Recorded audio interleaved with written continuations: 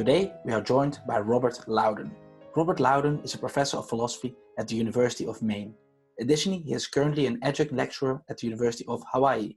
Robert Louden received his undergraduate degree from the University of California, Santa Cruz in 1975 and completed his PhD at the University of Chicago in 1981 with a dissertation entitled The Elements of Ethics, toward a topography of the moral field.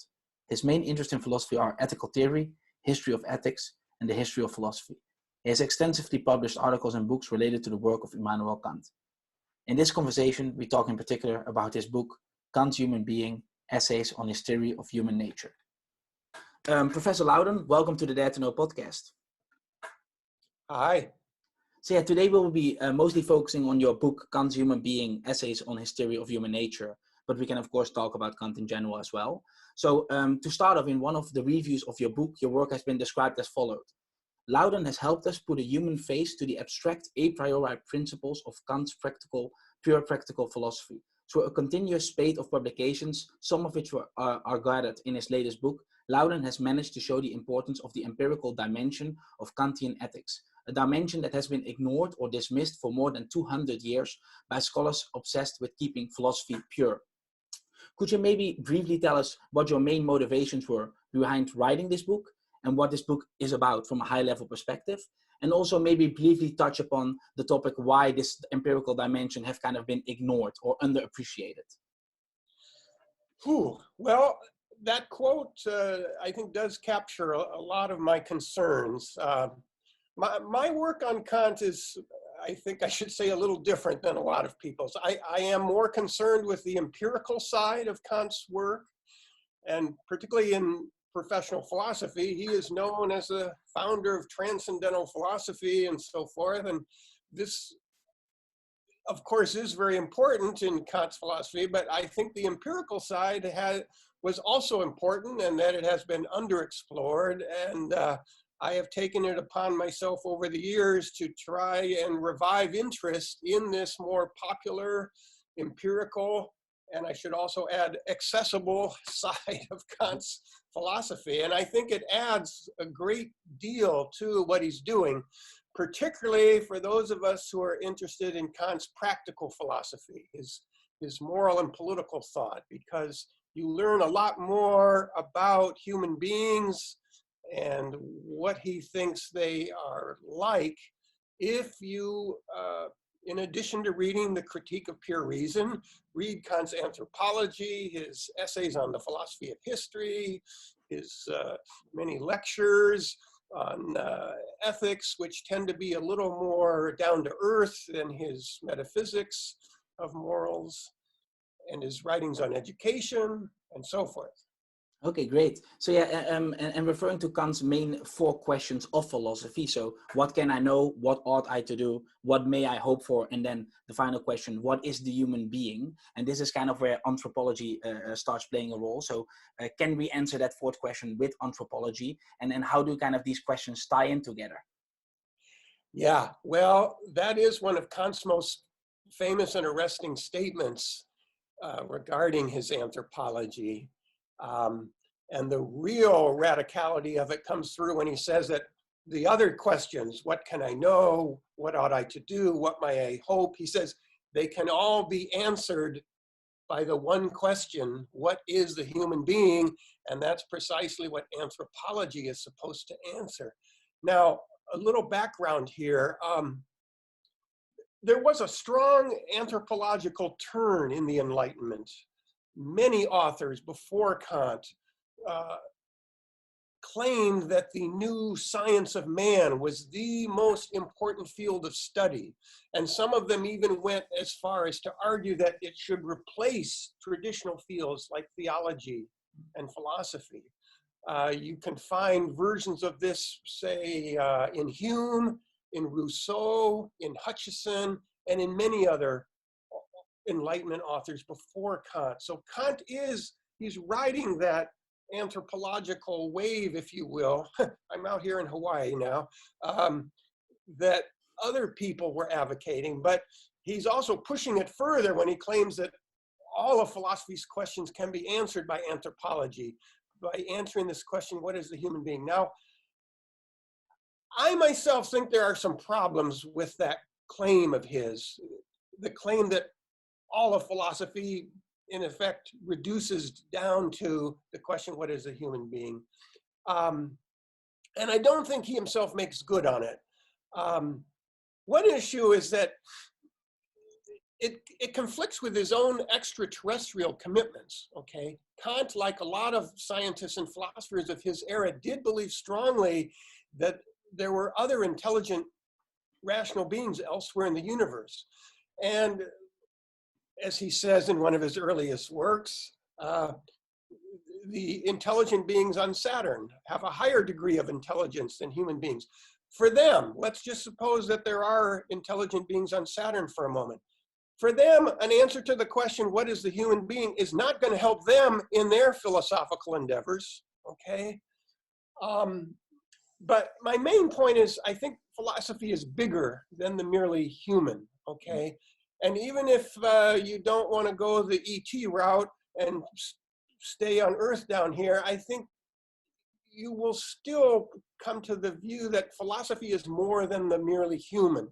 When philosophers ask questions about the nature of reality or the nature and limits of knowledge, or even other questions that might seem closer to human beings, questions about the nature of art, say, or morality, I don't think that they are merely asking, what does a human being have to say about this topic?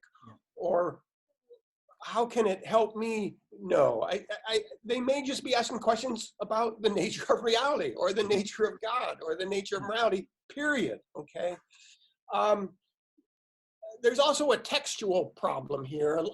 Several critics, Martin Buber, Reinhard Brandt in Germany, they have argued that it's odd, but you don't really see Kant explicitly addressing the question, what is the human being, in his anthropology lectures.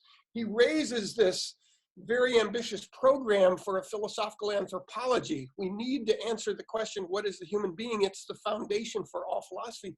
But he doesn't seem to pursue it in his anthropology lectures. I think that criticism is a little too strong. I think Kant does say a lot about what human beings are like in his anthropology writings, but it is the case that he never explicitly says in any of these lectures, okay, now I am addressing the question, what is a human being? And now I will show you how all of philosophy's questions are answered once we know what the human being is. So that is a very tantalizing text. I cite it a lot in my own work, but I think you have to be careful with it. And I don't think Kant makes good on his claim that all of philosophy can be reduced to anthropology. But, and the but's important, I do think we should take that passage as one of many indications that you find in Kant regarding his own views about the importance of reflecting on what it means to be a human being for philosophy itself. Okay. That's very interesting. And one complaint or objection that I kind of read where people say, okay, if we're going to answer the last question, what is the human being from an anthropology perspective, Kant also talks about the noumenal ignorance, so that we cannot know it in that way. And those people might say we need to actually look to his religious text to understand what is the human being. How do you respond to that objection? Do you think there's something in it there, or are you hesitant? Well, I said already that I work more on the empirical side of Kant's philosophy, so I tend to try to stay away from all of these questions about noumenal issues. I will say, though, that yes, I think Kant's religious writings are also very important for this more human side of Kant that has always attracted me. Most of his religious writings were done toward the end of his career in the 1790s. And I think you see him confronting more specific questions about the human condition in his religious writings. So yeah, I include them as what I call one of the fields of impurity in his philosophical system. Okay, very interesting. So, and we focus on human nature specifically. It must first of all be admitted that there is such a thing as human nature. And Kant states anthropology is not a description of human beings, but of human nature. So how does he establish his general notion of human nature? Some people are skeptical that there is such a thing. So Yeah, how does Kant approach this? yeah. Well, Kant's certainly not a relativist or a skeptic on this issue of human nature. He thinks there is a universal human nature. Um, he is, however, at the same time, I think, more sensitive about history than many people who favor universal definitions. I mean, because he views the human condition as itself something that develops over generations through culture and education, he's very aware of the changing nature of human nature, okay? Now, I'm not sure I answered your whole question there. What was the, oh, where do we get our sense of human nature? Yeah, well, Kant has a very, I think, interesting and important perspective here. It differs from a lot of mainstream social science work. On the one hand, he does believe that anthropology is an empirical science based on observation. But in many of his anthropology lectures, he says there are vitally important aids to anthropology. What are they? Novels, plays, history, and biographies. So yeah, what he's after is an account of what is universal and deeply rooted about the human condition. Mm-hmm. And he does think that novelists and playwrights and biographers often do a better job at getting to this core of who we are than, if I may, an anthropologist who goes out and does field studies with a tribe for a month or two. It's empirical, but for him, we also do need to use our imagination and rely on the abilities and resources of fiction writers to mm-hmm. get to it. So it's a much broader based type of empirical science, if you will, than what tended to develop later on after his death in anthropology and the other human sciences. That's very interesting. Yeah, that he allows this kind of broad range to inform us, and he doesn't necessarily limit us to one of the many, basically. One of the quotes that I noticed in your book from Alan Wood actually states, human beings are capable of directing their lives rationally, but it is not especially characteristic of them to exercise this capacity successfully. Rather, rationality must be viewed as a problem set for human beings by their nature. I thought this was a very interesting quote. In what sense is it a problem? Yeah, well, you have a quote there from Alan Wood, and I did want to say, yeah, he has been one of the big influences on my work in Kant. We both stress the role of anthropology in Kant's philosophy. Mm-hmm. And I agree with Wood on that point. The way I understand it is that Kant, unlike a lot of canonical philosophers, is not simply defining human beings as rational animals. Mm-hmm. We have a predisposition toward rationality. We have the capacity to lead rational lives, but there's a lot of work involved there. In many cases, it's never carried out, okay? So it's a task for us to achieve rather than a given. Mm-hmm. We have a predisposition toward rationality, but unfortunately, this predisposition is never cultivated and properly developed in a lot of cases. And so that requires like a continuous process. We can set kind of these ideal goals, but it's still working step by step to kind of get there. Yes. And Kant realizes that that is an ongoing task. That many generations. Mm-hmm. That for him is one of the key differences between humans and other animals. Mm. Each species of animal has a set of predispositions, and basically what Kant would call the Bestimmung, the destiny or vocation for each species of animal, is to develop these predispositions.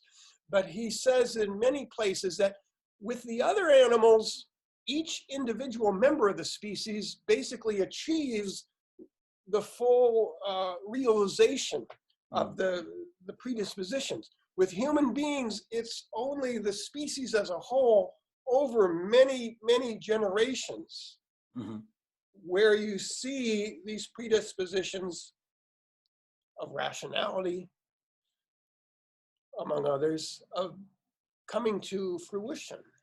I see. Okay.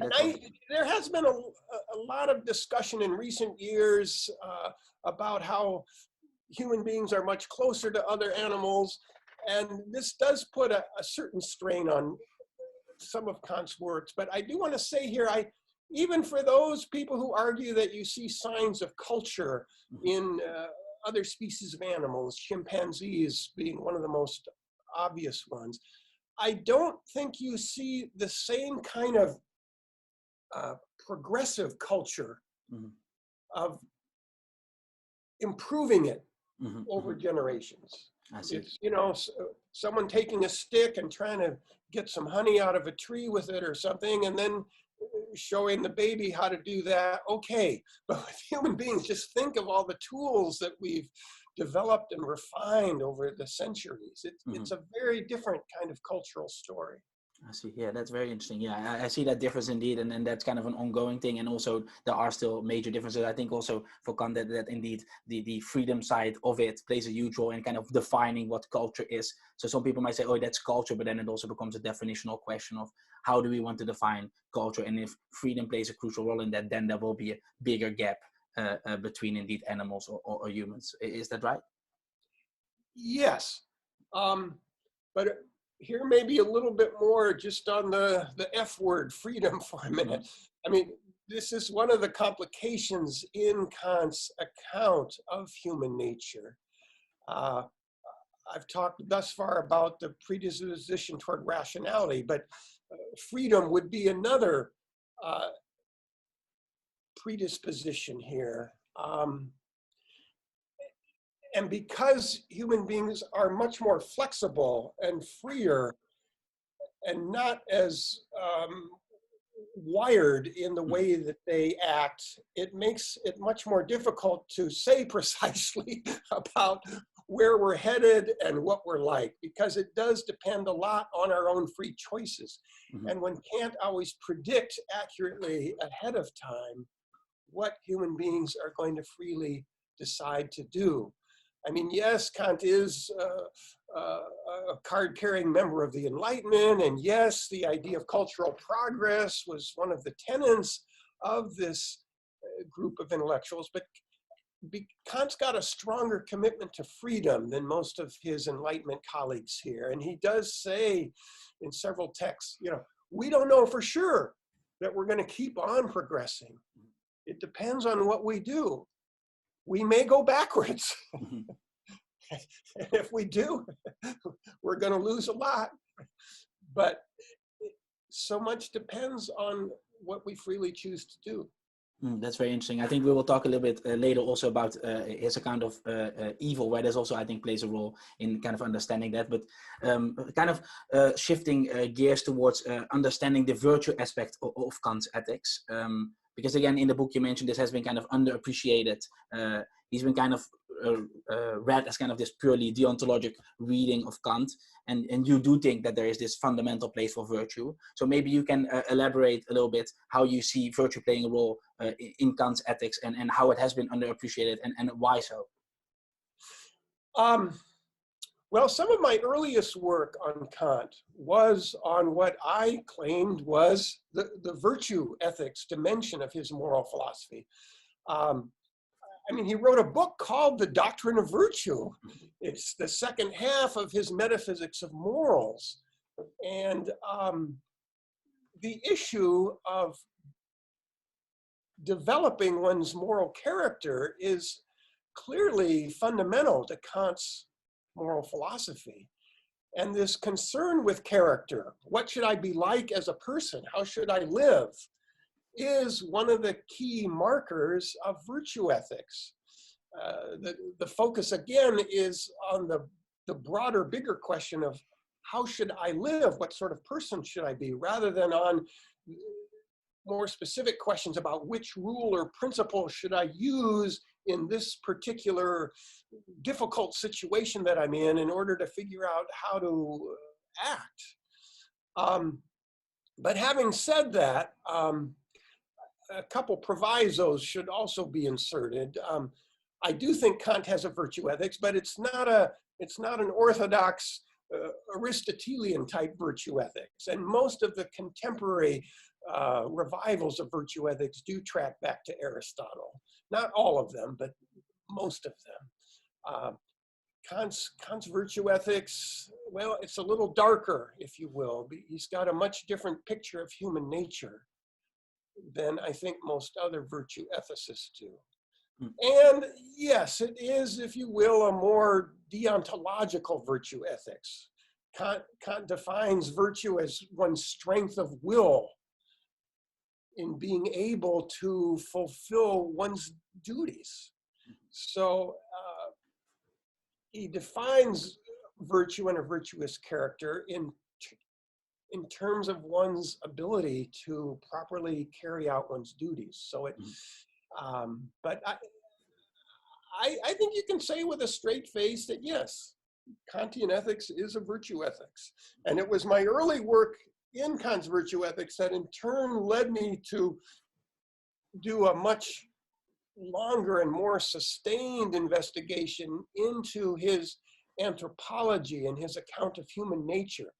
Because I was convinced that one needs to learn more about what Kant thinks human beings are like in order to understand why he has the kind of virtue ethics that I and others think that he does.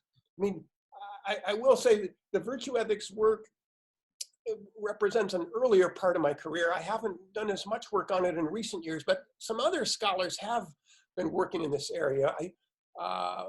One book in particular comes to mind, Anne Margaret Baxley. She wrote a very good work on Kant's theory of virtue. And she was, if I recall, a student of Henry Allison's. Okay. So I'm not the only one who has been singing this song, if you will. Mm-hmm. And maybe one related question to this that you write about is also the duty to oneself. That's really central and kind of fundamental, and that provides kind of an angle into the virtue ethics approach to Kant. Yeah. No, Kant says in several places, if there were no duties to oneself, there wouldn't be any duties at all. Mm-hmm. And many modern and contemporary moral theorists just can't make sense out of that. Yeah. I mean, it's an odd group of people who just dismiss the whole concept of duties to oneself. Odd in the sense that they don't normally get associated with each other. But let's see, Schopenhauer, John Stuart Mill, Henry Sidgwick, Bernard Williams, Kurt Beyer. But yeah, there have been lots of arguments made over the years against the very idea of a duty to oneself. But Kant's view is that that's the most fundamental kind of duty. And if you don't have a duty to oneself, you don't have any duties. Now, why does he hold this view? Well, because, and it does relate to his view about the centrality of moral character. The first task in ethics is to work on oneself, to develop one's character, to learn how to constrain one's emotions and feelings and to listen to reason so that one can do what the moral law demands of oneself.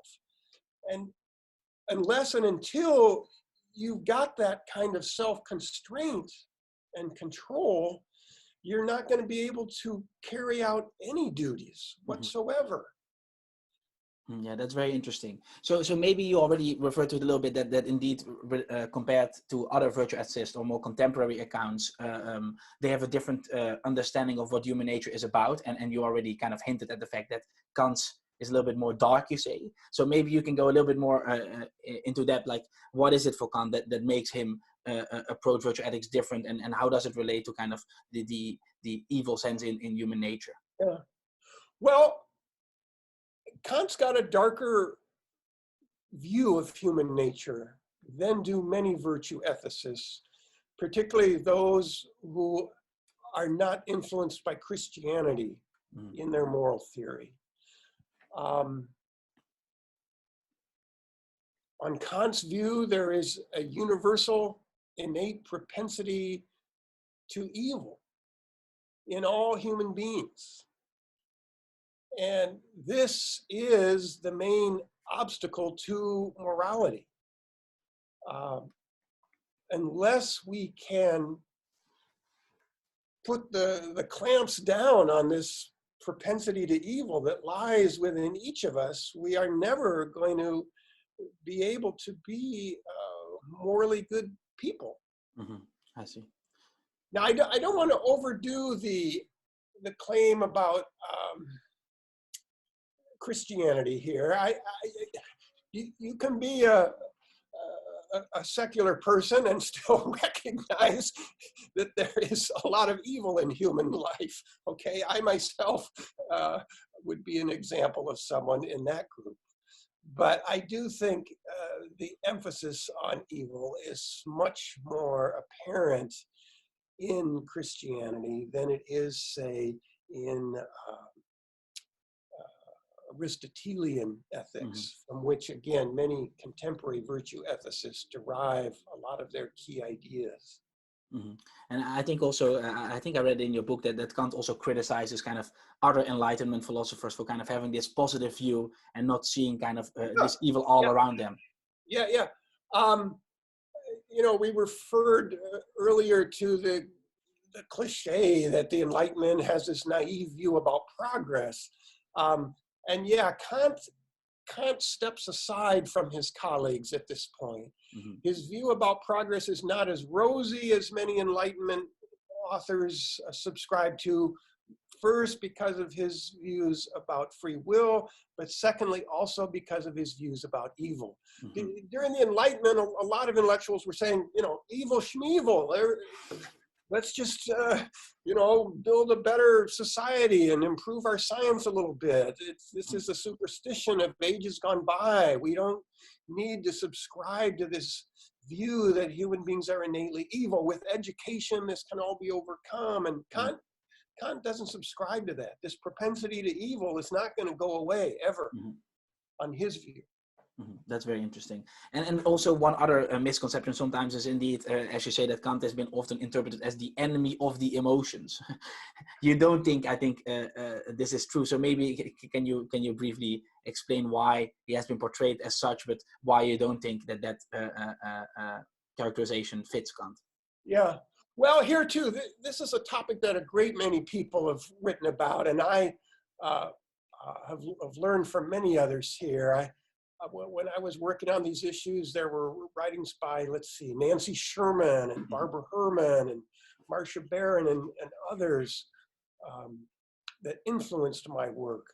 Kant does say somewhere in his Metaphysics of Morals that if one carries out a duty with the sense that this is compulsory service, then it has no inner worth.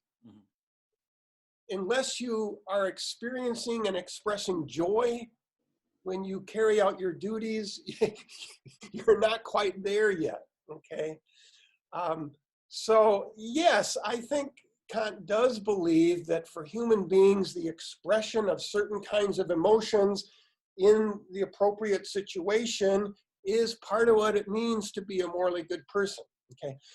But there is also what John Rawls used to call the Manichaean strain in Kant's ethics. And he called it a deeply troubling aspect of Kant's outlook. And I agree with Rawls on this. And I don't go as far as some people have in trying to portray Kant as a friend of the emotions in his ethics.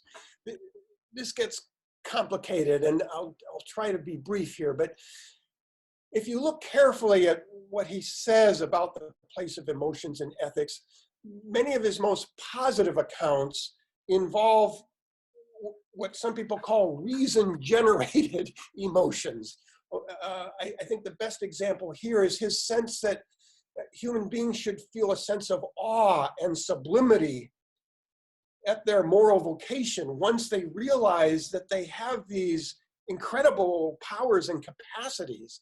It should give you a wow sense. But that's in reflecting on your vocation as a moral agent, okay? I don't think Kant is the enemy of the emotions that some people have claimed that he is, but at the same time, I do not think he is a sentimental friend of feelings that some people have tried to make him out to be. Kantian ethics is ultimately, it's an ethics of reason. It's not an ethics of feeling. I don't see any room for debate on that point. That makes sense. And one other thing that has been said about Kant's ethics is, of course, that also it kind of lacks applicability to human life. So calling it empty formalism, strict rigorism, etc.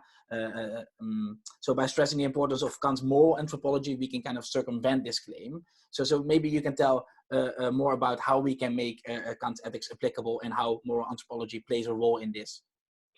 Yes. Well, of course, this empty formalism criticism goes back at least as far as Hegel. And for me, this is part of the connection between Kant's virtue ethics and his anthropology.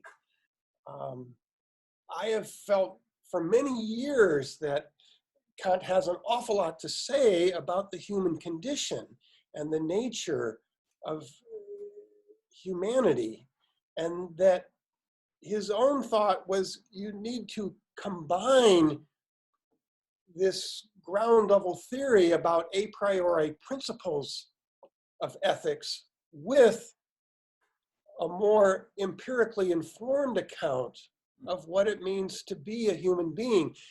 And in fact, he himself does say this in one of his ethics lectures. And I said earlier that I think if you're interested in Kant's ethics, it's really important to read the transcriptions of all of his classroom lectures on ethics. I think he comes down to earth a little bit more in these lectures than he often does in his published writings. But in one of his ethics lectures, he says, and he uses some Latin terms here, this is a paraphrase, metaphysica pura, pure metaphysics, is only the first part of morality. The second part, and he has a Latin term, philosophia moralis applicata, applied moral philosophy. And then he says, moral anthropology, to which the empirical principles belong, is the second part, okay? And you need both parts. And most of the work in Kant's ethics, until recently, has just been on this first metaphysical part of ethics. And his view was you need to combine it with the second part. And that's what I and others have been trying to do in recent years. I mean, I will also add here, there's been a real boom in research on Kant's anthropology over the past 20 years or so. At first, I thought I was, partly because I work out in the state of Maine, which it's got more trees than people. I thought, well, I'm just working out in the woods on this on my own. But no, there are people all over the world who I think have had a similar insight into what Kant's up to, this anthropological side.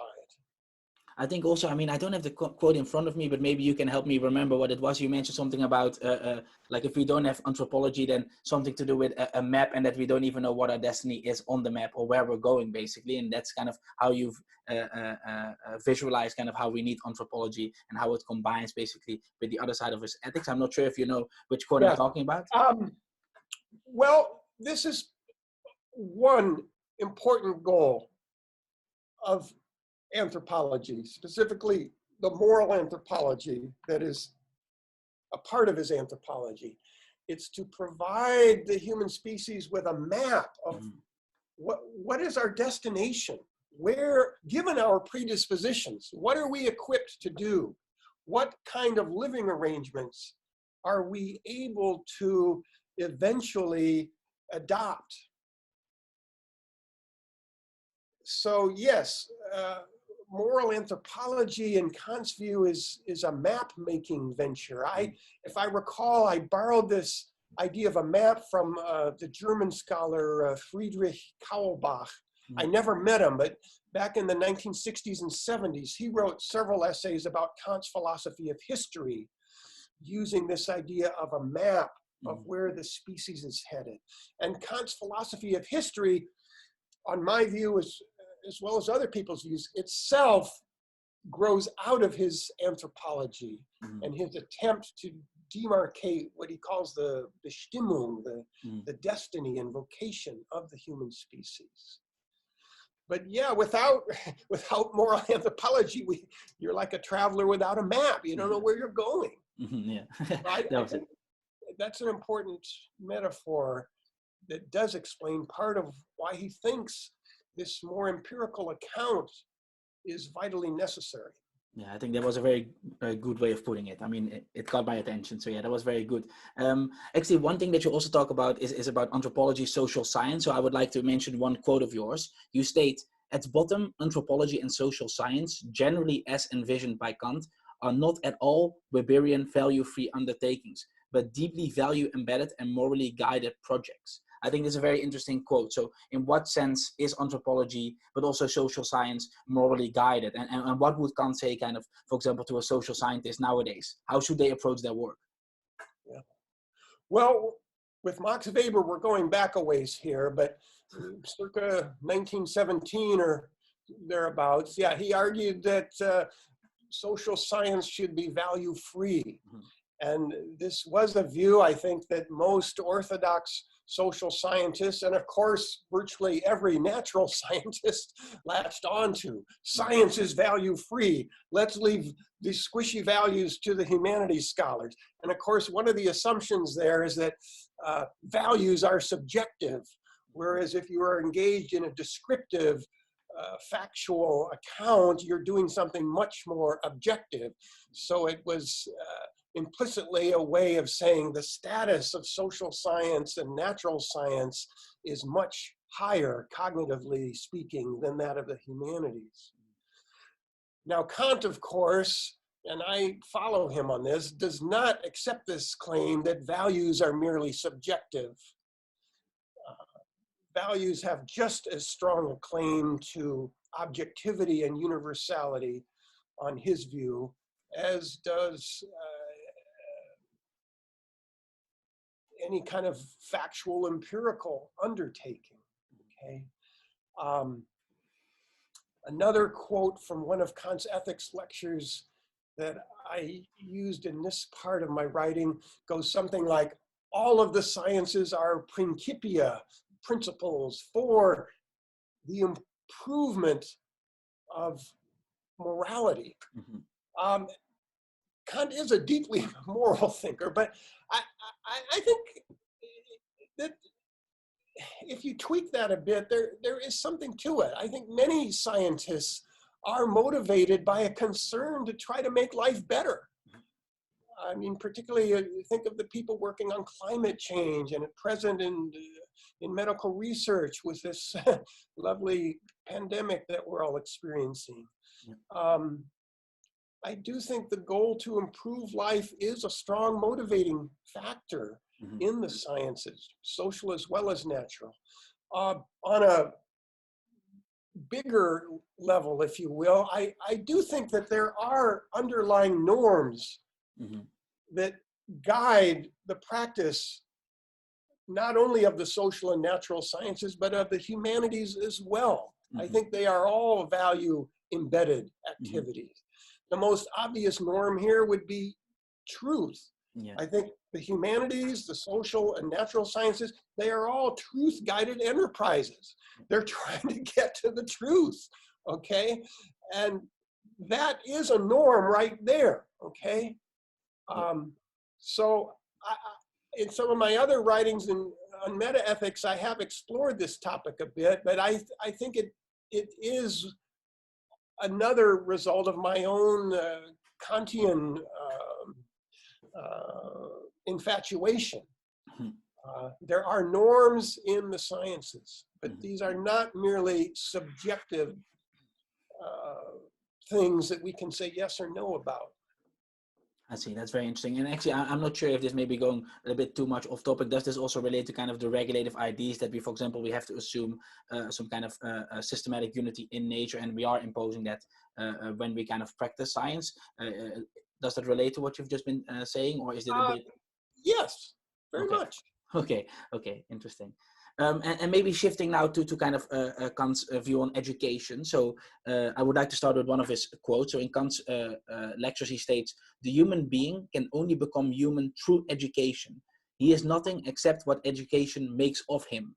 So, I mean, this quote seems to imply a very big role for education. So maybe you can introduce us kind of to Kant's thoughts or philosophy on education and tell us more about that.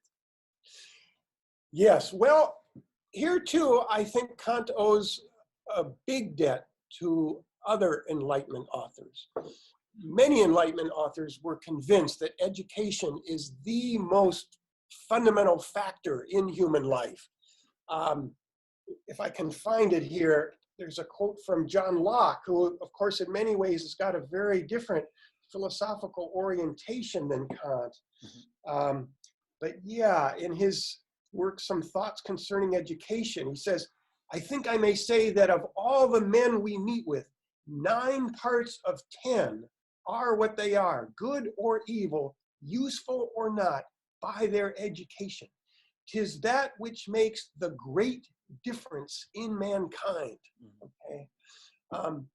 So despite Kant's serious disagreements with Locke on issues of epistemology and metaphysics, on this other issue concerning the importance of education in human life, they're definitely on the same page.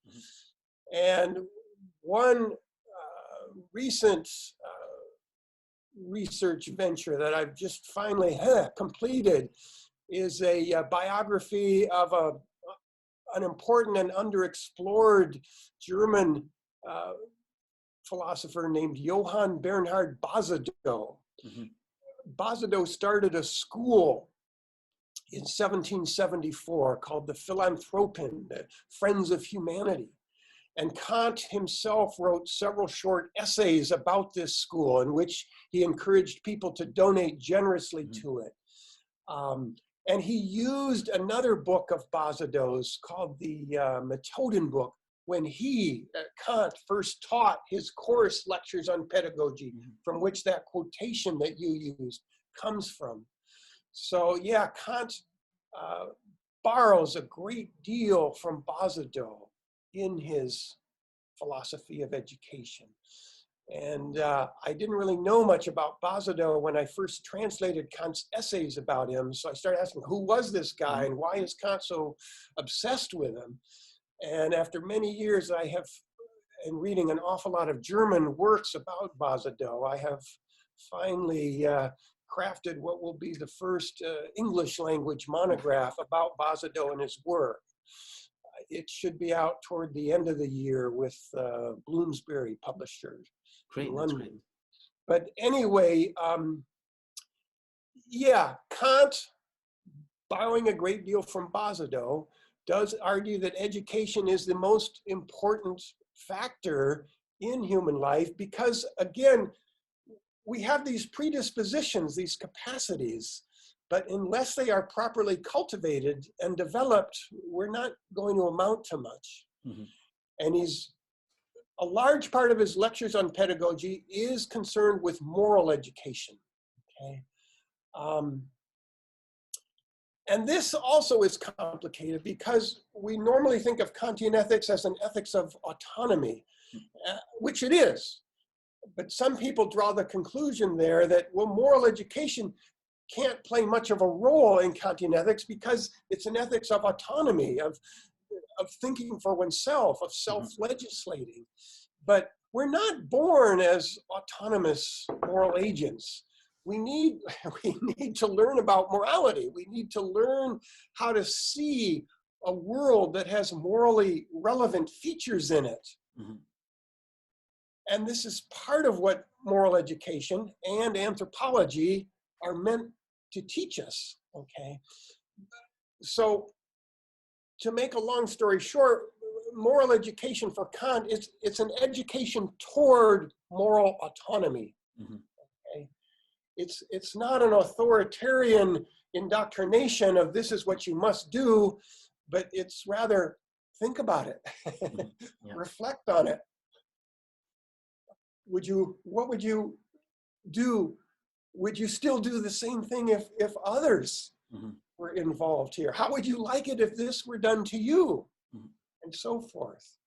It's an education toward autonomy. That's very interesting, and actually that's also towards going. Maybe this actually is a good transition to my other question related to education. You also mentioned that actually Kant sees the stages of education essentially mirroring the stages of the world history. So he makes kind of this comparison, and then of course there are some differences. But maybe you can elaborate on this. What are some comparisons between indeed kind of this history on one side and education on the other, and how these kind of stages overlap in some sense? Well, in both cases, you're talking about stages of development. Yeah. You know, from infancy through maturity with the individual, and I suppose eventually senility. And then with the human race, you're talking about cultural development over generations, from a much simpler kind of life to a much more complicated one involving worldwide connections and so forth. I think I'm going to say here that I'm not sure he carries off the stages analogy as well as a lot of people would like him to. Part of the problem with these lectures on education is that he himself never published them. He gave his lectures to a former student of his named Rink, R-I-N-K. And, you know, Rink, of course, got very excited saying, wow, I'm going to publish some of Kant's lectures. But he also, we're pretty sure, occasionally stuck in some of his own remarks to try to, because Kant was, you know, these were just handwritten notes that he used to lecture from, which I've got here too, but I haven't been able to really cite for much in our interview. And unfortunately, the original lecture notes of Kant's have disappeared. We don't know what happened to them. But nearly everyone who reads Kant's lectures on education does say, there's some gaps here, there's some missing points of argument, there's some occasional remarks that don't seem strictly Kantian, and yeah, that's because of Rink. Okay, that's did not do a great editing job. And I mention this because I think some of Kant's discussions about stages and how the stages of the individual development are analogous to the stages of the species development suffer a bit from unclarity due to Rink's editorial sloppiness, if you will, or his own ego of just putting too much of himself into the text that was written by Kant. And what he should have done there is just stand back and let Kant speak for himself. And you already referred to kind of becoming autonomous beings. So when we go through education, that it is that process where we can become autonomous and kind of the developmental process. So maybe one of the things you talk about, for example, is the ethics of examples. So normally people would think indeed, okay, setting an example for your child is indeed something that would contribute to more education. But then also Kant says actually this ethics of examples actually continues even for adults. This is the case, and this should be something as kind of a tool of understanding ethics. So I think this is very interesting. So maybe you can kind of explain what this kind of ethics of examples is and how it does play a role, just to mention one example in kind of more education. Yeah. Well, if I recall the main piece I wrote about about the role of examples in ethics for Kant, it was written for a book that Jens Timmerman was editing. And the book that Timmerman was editing was a collection of essays about Kant's groundwork of the metaphysics of morals, which is his most famous work in ethics. Mm-hmm. And near the beginning of that work, Kant says something like, there can be no worse method in ethics than trying to ground it in examples, Mm-hmm. trying to derive morality from examples. This is the worst mistake that an ethical theorist can make. Okay, and of course, in the contemporary era, many ethicists do try to ground their ethics in examples, or I guess what nowadays would be called case studies. Okay, so many people just say, well, here's another reason why I can ignore Kant, because he just doesn't understand the importance of concrete examples and the help they can bring to human beings. But if you look carefully at what he's saying, he's not by any means entirely dismissive of the role of examples. His view is, yes, you cannot ground a fundamental moral norm in examples, because on his view, genuine moral norms have got the features of universality and necessity. And you can't get these features merely by examining contingent, particular empirical cases. Genuine moral norms are a priori. I mean, that's Kant 101, okay? But he talks an awful lot about the positive role of examples. And here too, it tracks back to moral education, particularly at the younger stages of a human being's development, before he or she has achieved intellectual autonomy, if you will. The role of examples can help a great deal, because when we're younger, we don't always understand these abstract principles that Kant and other moral philosophers put so much weight on. An example, as he puts it, makes the law visible. It can, if we're presented with an example of a morally virtuous person, of a life well lived, and of virtuous acts, this can show us that what morality demands of us is humanly possible. Okay, that it's not just some idealized, abstract theoretician's dream. Yeah. So examples help make the law visible, and it's not just for children. I mean, Kant argues that human beings themselves, even as adults, are built in such a way that we are, for the most part, image-dependent creatures. We need something tangible that we can grasp and touch in order to understand what's what.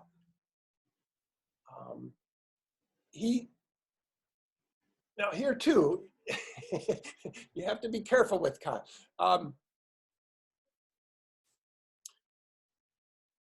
You don't want to get too involved in making comparisons between yourself and how you're doing and other human beings. Mm-hmm. Yeah. It's the moral law itself and what it demands. Yeah. It should be your focus. Yeah. So it's kind of a fine line indeed. There's some guiding role, but it's not a grounding itself, basically. Right. Mm-hmm. And illustrations of this moral law in human life can and do help a great deal. They make the law visible. They bring it down to earth, if you will. Mm. Actually, and maybe we already talked about this a little bit before, kind of Kant's account of radical evil. I thought there was also an interesting comment where it says you talk about kind of how this is not primarily a theory about why people commit acts of evil, which is what many people are interested about. Why could somebody do this horrible thing? We want to know the why. That's like kind of what people are trying to get at, basically. But Kant's theory with regards to radical evil is kind of what is evil, and then how should we respond to it. So why does Kant think indeed that any attempt to kind of explain these explanatory causes of evil is something that's basically doomed to fail? Yeah. Well, I think the main essay I wrote about Kant's views on evil was written for a book that Pablo Muchnik and Sharon Anderson Gold were editing on Kant's views about evil. And what you were referring to a minute ago is what we often call the explanatory impotence criticism. Mm. Yes, several critics say, well, Kant doesn't even bother to explain why people commit acts of evil. So what kind of theory of evil is this? Well, I think it is true that he does not say a lot about why people commit acts of evil, because on his view, to speculate about causal factors in what led a person to commit evil you're not ultimately going to get very far with that, because acts of evil are the result of free choices on human beings' part. They're not causally determined acts. And because these acts of evil result from our free choices, we're responsible for the evil that we've done. If there were some causal factor that determined a person to commit an act of evil, it wouldn't make sense to punish the person for having committed that evil. So he never wants to remove responsibility from the picture. Exactly. As a moralist, that is paramount for Kant. You don't want to let people off the hook. We need to hold them accountable for the evil. That's very interesting. But yeah, he does not say a lot about why people commit evil, because ultimately these acts of evil are the results of our own free choice. And he says, we don't know. The human heart is inscrutable to us. We simply don't know. And besides kind of this free choice, another part was kind of that we don't know our own motives as well. That's also a problem, that we cannot kind of get into our own kind of mind and understand why did we really do something. And this also maybe refers to that we never know if that's a real moral act from duty, if we ever know that. The inscrutability of our own self. And I try to explain this to students. Sometimes I say, it's Freud before Freud, okay? Kant was very aware of the fact that we do not often know why we're doing. We have unconscious motives, which we are not going to uncover even after 50 years on the couch and $100 per session with a psychotherapist. Yeah, that's very interesting. So yeah, this has been so great. Thank you so much for being on the podcast. Also, maybe you already mentioned during the call that there will be 2 books of you forthcoming. So maybe you can briefly give a sketch of these 2 books, and I can also put them into the description if you want. Okay. Well, I think I mentioned the first one earlier when we were talking about Kant's philosophy of education. Yes, I've recently completed an intellectual biography of Johann Bernhard Basedow, with a focus on this experimental school that he founded called the Philanthropen. Kant was a huge fan and supporter of it. And I think Kant borrows a great deal from Basedow, particularly in his philosophy of education, but also, or so I argue, in his ethics and in his philosophy of religion as well. And then the second book that I've just about finished is, perhaps we should call it really a booklet. It's going to appear in a new series that Cambridge University Press has launched called, I think, The Elements of Kant. And I don't know how many individual books are going to be in this series, but I suspect at least 10, maybe 20. Mine is called Anthropology from a Kantian Point of View. And these elements are short works. I think there's a 100-page limit on each one or something. But I've tried to bring together some of the key points of a lot of my work on Kant's anthropology over the years into this little booklet for the Cambridge Elements series, which again is entitled Anthropology from a Kantian Point of View, taking off from his title, Anthropology from a Pragmatic Point of View. Okay, great, awesome. So I'm looking forward to having a look at those books. So yeah, thank you so much, Professor Louden, for being on this podcast. Maybe you have any parting words to the audience? Well, I'm here in Hawaii, where things perhaps are not quite as gruesome as they are elsewhere. Aloha. But I sure do hope that we crawl out of this pandemic and the resultant quarantine soon. As Kant said, human beings are sociable creatures, and it's very hard for us to exercise our sociality under the present circumstances. But stay well and stay healthy. Great, thank you so much.